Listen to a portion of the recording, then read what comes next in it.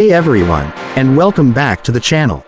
Today, we need to talk about something that's been on a lot of our minds, and honestly, it's a bit of a tough pill to swallow for fans of one of the greatest modern anime, One Punch Man. Season 3 is finally here, and while the hype was astronomical, many of us, myself included, have been left feeling underwhelmed. Specifically, when it comes to the animation. Let's just say it for a series known for its groundbreaking, fluid, and utterly jaw-dropping action sequences, One Punch Man Season 3's animation, in many places, straight up sucks. And today, we're going to dive into why. To understand why Season 3's animation is such a letdown, we first need to remember what made One Punch Man special in the first place. Season 1, handled by Madhouse, set an impossibly high bar. The fights weren't just well choreographed, they were works of art. Every punch felt impactful, every explosion was visceral, every movement was buttery smooth.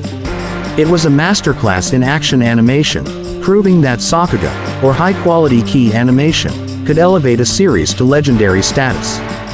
Then came Season 2 with JC Staff. And let's be honest, it was a step down.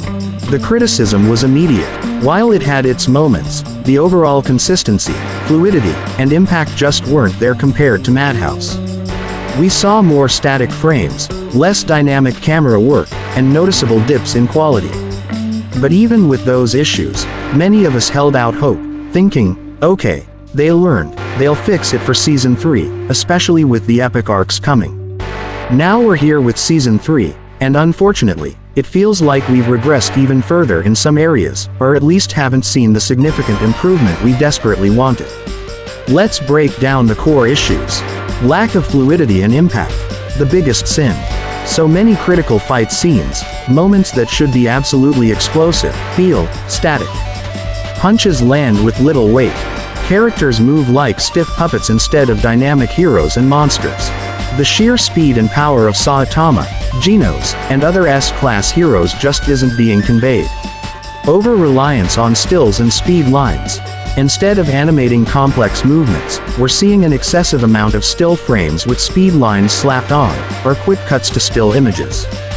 This is a classic cost-saving measure, but it completely undermines the kinetic energy One Punch Man needs.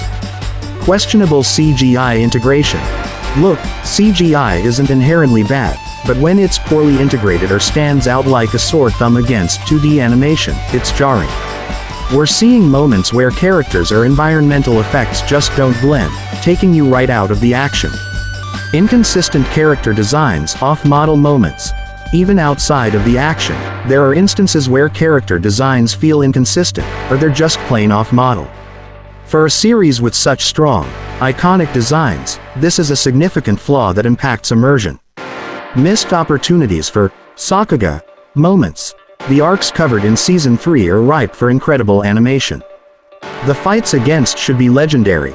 But time and again, these moments feel underwhelming, lacking the visual punch and creativity we know this series is capable of. So, why is this happening? While we can only speculate without direct insider information, several factors likely play a role. Studio change, production committee issues. The exact studio for Season 3 can still be a bit murky, and even if it's JC Staff again, animation is a team effort. Issues often stem from the production committee, budgeting, and incredibly tight schedules. Talent drain, availability. The core animators who made Season 1 iconic moved on to other projects. It's incredibly difficult to replicate that level of talent and dedication, especially when top animators are spread thin across many shows. Time and budget constraints. Anime production schedules are notoriously brutal. It's highly probable that Season 3 was rushed, or simply didn't receive the budget and time necessary to achieve the quality fans expect and the manga deserves. Over-reliance on outsourcing. Sometimes studios outsource significant chunks of animation to other, often less experienced, studios to meet deadlines, which can lead to huge dips in quality and consistency. At the end of the day, the animation in One Punch Man Season 3 is a genuine disappointment for many of us. It's not just about demanding perfection, it's about watching a series that once defined what incredible action anime could be, now struggling to meet even basic expectations in some of its most crucial moments. It doesn't ruin the story, of course. The manga is still fantastic. But the anime adaptation, which should elevate that story, often feels like it's dragging it down visually. What are your thoughts? Have you been enjoying Season 3? Or do you agree that the animation is a significant drawback? Let me know in the comments below. Don't forget to like, subscribe, and hit that notification bell for more anime discussions. Thanks for watching, and I'll see you in the next video.